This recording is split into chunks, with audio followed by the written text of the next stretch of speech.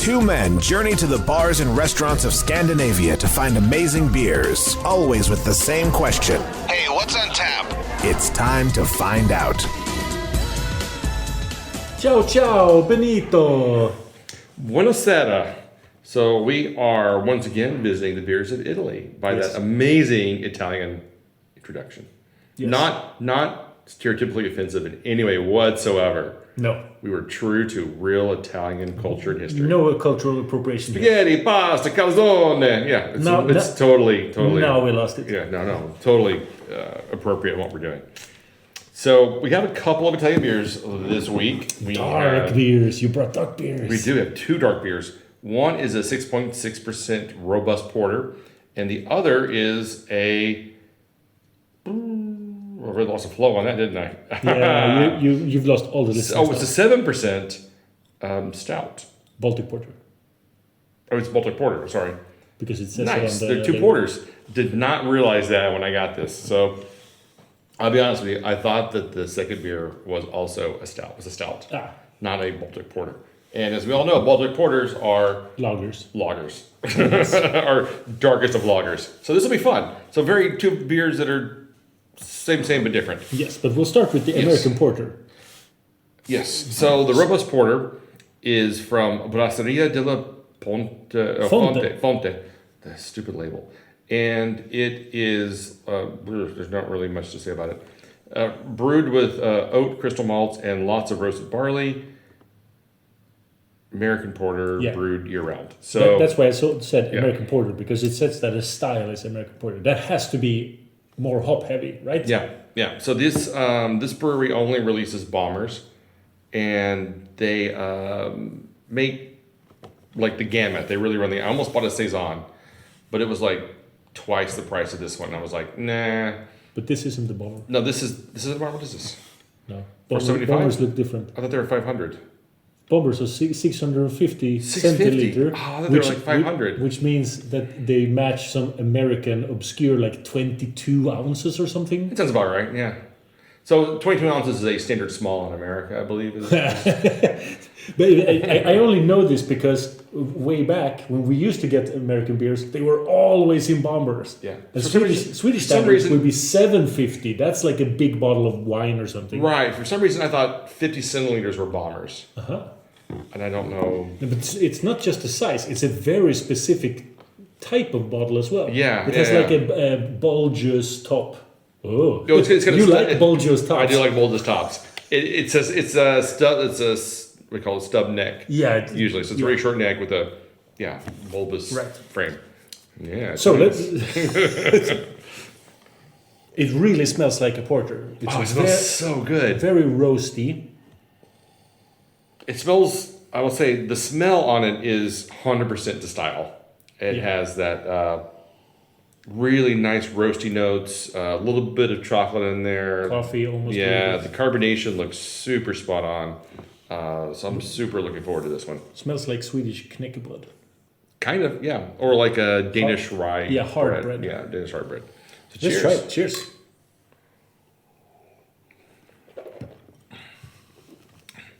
Yeah, it's so nice to see a brewery brewing to style, especially a porter. I will say what's interesting. So when I go to Italy and I try their beers, I will say the one style that they can't do for shit is IPAs.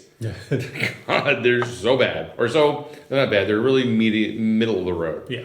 But their lager styles, or what do you call it? Is it top fermented is lager or bottom fermented is lager?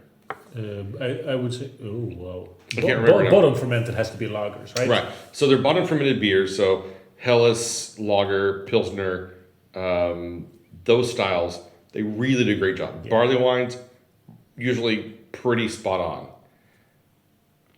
Not lagered style beers or bottom fermented beers, it's a real crapshoot.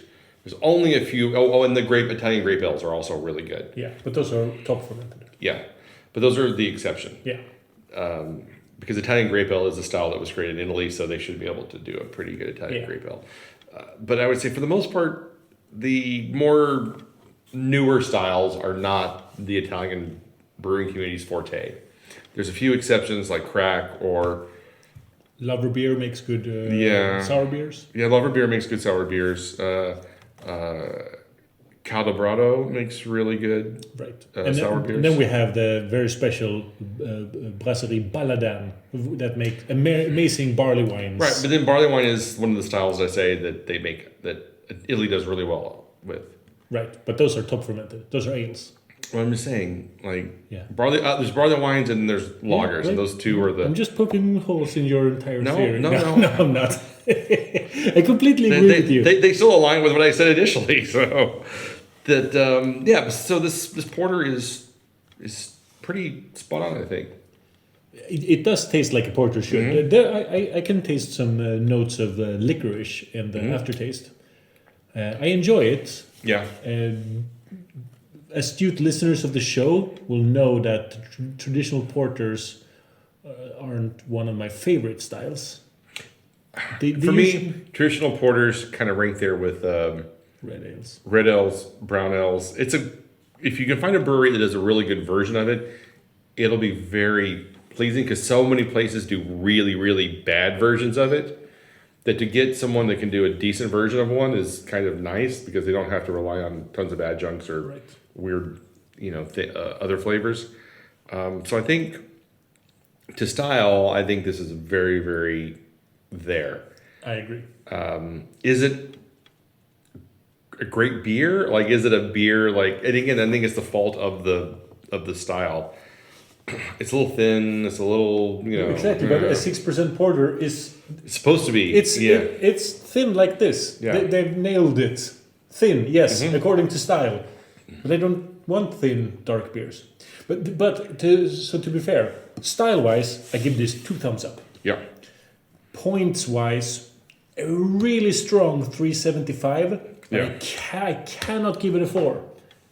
I'm there with you. I think we've been beating around the bush to get to that point where it's like, if I was a judging person, like if I was part of the judging competition people, I'd probably give this a pretty high rating. Yes. However, as a personal consumer and beer enthusiast, I'm with you. 3.75 is about where I'm at. I'm like, again, it'd be like a 3.8 if I was doing. Yeah, right. Sure. Yeah, definitely. But I think it's a 3.75. It's a solid 3.75. It's quite enjoyable and quite easy to drink as well.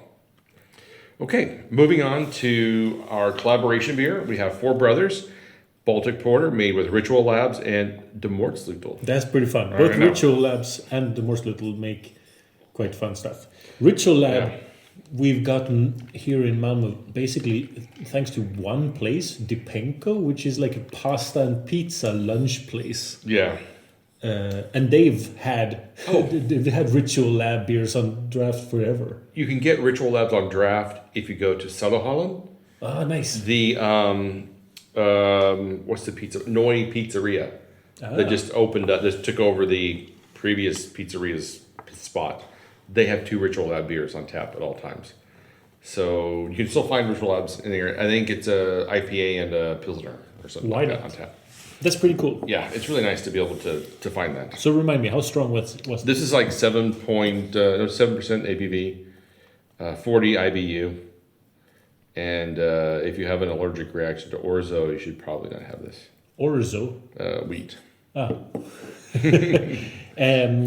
Speaking of the Moersleutel, 7% beers is their weak spot. Yeah, no. The Moersleutel cannot make a good 7% beer. As we've experienced in the past, so I used to get the what was it called, the subscription box, the Guild. The Guild, right? So I got the Guild, and when you get the Guild, what you look forward to were the stouts. Yes. And then you second look forward to the IPAs. The double IPAs, because they put a lot of. I can only imagine milk, sugar, and lactose in them because they were kind of sweet and a little powdery tasting. And then there were the sour beers, which were mediocre at best.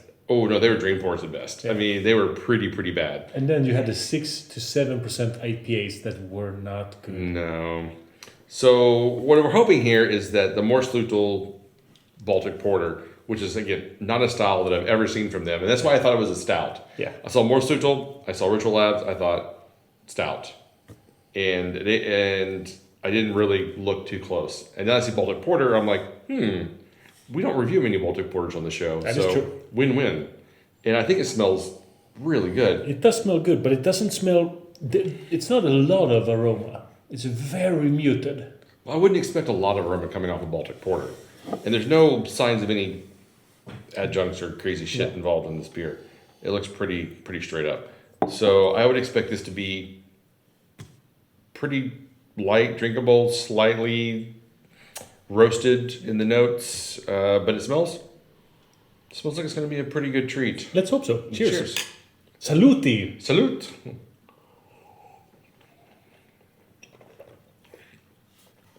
So when I think of Baltic Porters, I like to think back to the very first game of beers I ever did, where Matthias set me up with a Baltic Porter, and I was like, this tastes like a porter. And I was like, no, it tastes like a lager. I was like a smoky lager. And I'm like, is it a Baltic Porter? And he's like, I don't know how you got that. And I'm like, I don't know how I got that either. That is impressive. because Baltic Porters taste a lot like a slightly smoked lager, kind of. I mean, not smoky in the like smoky sense, not like a German smoke, but just like a more roasted malt character. This one in the aftertaste has some kind of roasty bitterness that almost goes into coffee acidity.